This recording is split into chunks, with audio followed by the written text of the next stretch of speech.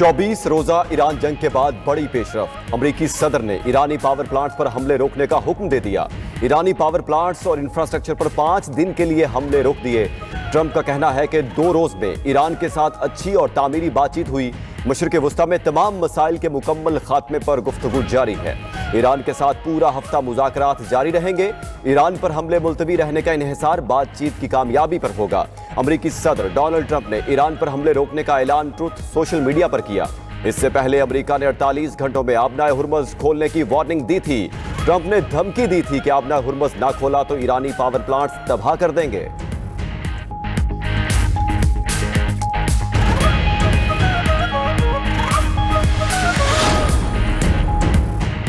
ایران نے امریکی صدر کے ساتھ کسی بھی مذاکرات کی تردید کر دی۔ ایرانی ذرائع کے مطابق واشنگٹن کے ساتھ براہ راست یا کسی تیسرے فریق کے ذریعے رابطہ نہیں۔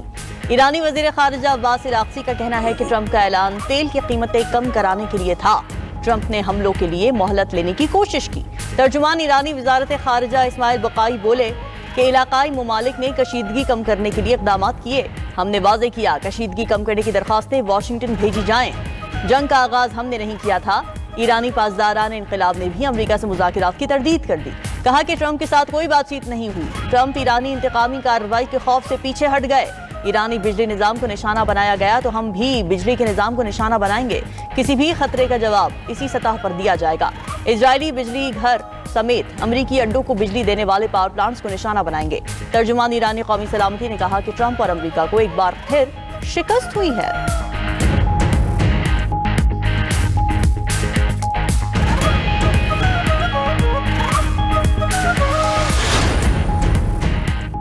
وزیراعظم شہباز شریف اور ایرانی صدر مسعود پزشکیان کے درمیان رابطہ۔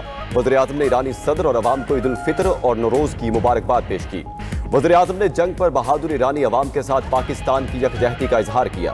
ایران میں جانوں کے ضیاع پر گہرے دکھ اور افسوس کا اظہار۔ وزیراعظم نے خلیجی خطے میں جاری خطرناک صورتحال پر گہری تشویش کا بھی اظہار کیا۔ وزیراعظم شہباز شریف نے کہا کہ تمام ہمسایہ ممالک کے درمیان کشیدگی کم ہونی چاہیے۔ مذاکرات اور سفارتکاری کی طرف واپسی ہی مسائل کا حل ہے۔ اختلافات کو پرامن طریقے سے حل کیا جانا چاہیے۔ پاکستان خطے میں امن کے فروغ کے لیے اپنا تعمیری کردار جاری رکھے گا۔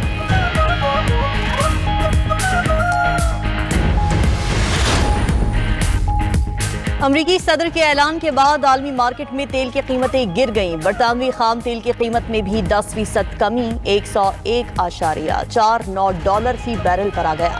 برنٹ خام تیل کی قیمت $113 فی بیرل سے نیچے آئی ہے۔ امریکی خام تیل سستا ہو کر $88.34 فی بیرل پر آ گیا۔ خبر رساں ادارے رائٹرز کے مطابق عالمی منڈیوں میں تیل کی قیمتوں میں آج شدید اتار چڑھاؤ دیکھنے میں آیا۔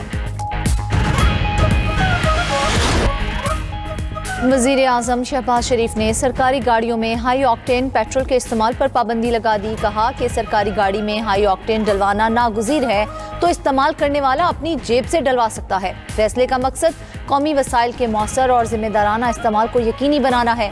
تمام وفاقی محکمے، اتھارٹیز اور ذیلی ادارے فیصلے پر فوری اور مکمل عمل درآمد یقینی بنائیں۔ پابندی کا اطلاق فی الفور ہوگا۔ کفایت شعاری پالیسی سے غیر ضروری اخراجات میں کمی لانا وقت کی اہم ضرورت ہے۔ فیصلے کی نگرانی کے لیے مؤثر نظام وضع کیا جائے۔ خلاف ورزی کی صورت میں سخت کارروائی کی جائے۔ ادھر گزشتہ روز حکومت نے ہائی آکٹین فیول پر لیوی 200 روپے فی لیٹر بڑھا دی۔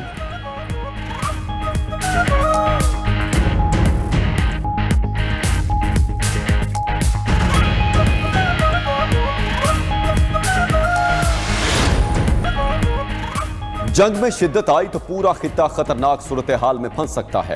طاقت کے استعمال سے صورتحال مزید خراب ہوگی، چین نے خبردار کر دیا۔ ترجمان چینی وزارت خارجہ کے مطابق طاقت کا استعمال مسائل کو حل کرنے کے بجائے مزید پیچیدہ بنا دے گا۔ تمام فریق این فوری کارروائیاں بند کریں۔ آبنائے ہرمز کے بحران کا حل صرف مذاکرات میں ہے۔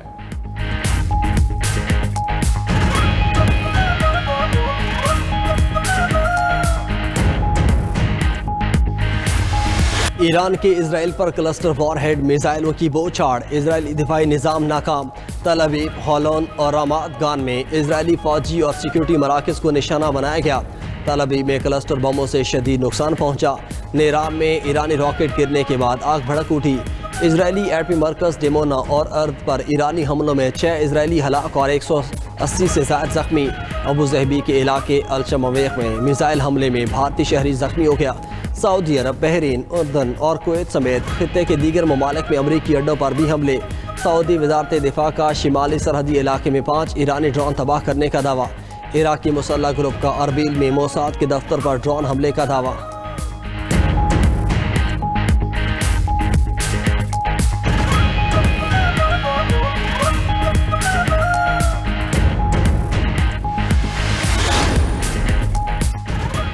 اسرائیل کے تہران میں فضائی حملے، متعدد افراد زخمی۔ بندرگاہ بندر عباس میں ریڈیو اسٹیشن پر فضائی حملہ، 1 شخص شہید۔ ایرانی حکومت کے بنیادی ڈھانچے کو نشانہ بنایا۔ ایرانی شہر خرم آباد میں فضائی حملے کے بعد بلیک آؤٹ ہو گیا۔ ارمیان میں رہائشی علاقے پر فضائی حملے میں متعدد افراد زخمی، عمارتیں تباہ ہو گئیں۔ ترکیہ اور عراق کی سرحد کے قریب رہائشی عمارت پر بھی بمباری۔ ہلاکتوں کی اطلاعات۔ امریکی سینٹ کام نے ایرانی ڈرون صلاحیتوں کو نشانہ بنانے کی ویڈیو جاری کر دی۔ سینٹ کام کے مطابق ایرانی ڈرون صلاحیتوں کو ختم کر رہے ہیں۔ ایرانی ہلال احمر کا کہنا ہے کہ ایران بھر میں امریکی اور اسرائیلی حملوں میں 81,000 سے زیادہ سویلین یونٹس کو نقصان پہنچ چکا۔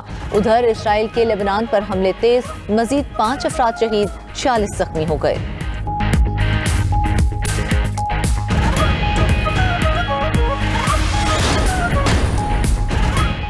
آبنائے ہرمز کی بندے سے امریکی خام تیل مزید 2% مہنگا، فی بیرل $100 پر پہنچ گیا۔ برطانوی برینڈ 1.69% بڑھ کر $114.09 فی بیرل ہو گیا۔ سونے کی قیمت میں 2.16% کمی، $4,476 فی اونس ہو گیا۔ کم جونگ ان دوبارہ شمالی کوریا کے صدر منتخب، سرکاری ٹی وی پر کم جونگ ان کی تقرری کا باضابطہ اعلان کیا گیا۔ سپریم پیپلز اسمبلی کے پہلے اجلاس میں کم جونگ ان نے اعلیٰ حکام کے ہمراہ شرکت کی۔ اسمبلی اراکین نے پارٹی کارڈ لہرا کر صدر کی حمایت کی۔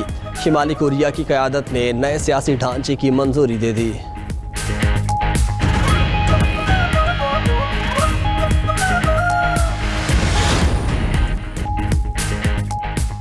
ایران کی آپریشن وعدہ صادق 4 کی نئی لہر جاری۔ اسرائیل اور خطے میں امریکی اڈوں پر میزائلوں کی بوچھار کر دی۔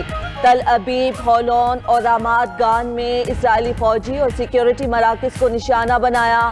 عماد فاتح، خیبر شکن اور خرم شہر فور جیسے تباہ کن بیلسٹک میزائل داغے گئے۔ پاسداران انقلاب کے مطابق اسرائیل کے متعدد فوجی اڈوں کو براہ راست نشانہ بنایا گیا۔ میزائل اسرائیل میں قائم فوجی اڈوں اور امریکی بحری بیڑے، امریکی 5th فلیٹ کی طرف بھی داغے گئے۔ اسرائیلی ایٹمی مرکز ڈیمونا اور شہر ارد پر میزائل حملوں میں ہلاکتوں کی تعداد 10 ہو گئی۔ عمارتیں زمین بوس ہونے سے 200 سے زائد اسرائیلی زخمی ہو گئے۔ کابینہ کے ہنگامی اجلاس میں اعلیٰ سطح کی تحقیقات شروع کرنے کا فیصلہ۔ اور پشاور زلمی نے تھیم سانگ جاری کر دیا۔ پی سی بی نے پاکستان سپر لیگ 11 کا تبدیل شدہ شیڈیول جاری کر دیا۔ ایونٹ 26 مارچ سے 3 مئی تک کراچی اور لاہور میں کھیلا جائے گا۔ دونوں شہروں میں 22 میچز ہوں گے۔ افتتاحی میچ لاہور قلندرز اور حیدرآباد کنگز مین کے درمیان لاہور میں ہوگا۔ پہلا اور دوسرا ایلیمینیٹر لاہور میں شیڈیول۔ کوالیفائر کی میزبانی کراچی کرے گا۔ فائنل میچ بھی لاہور میں ہوگا۔ ادھر ٹیمز کی تیاریاں زور و شور سے جاری۔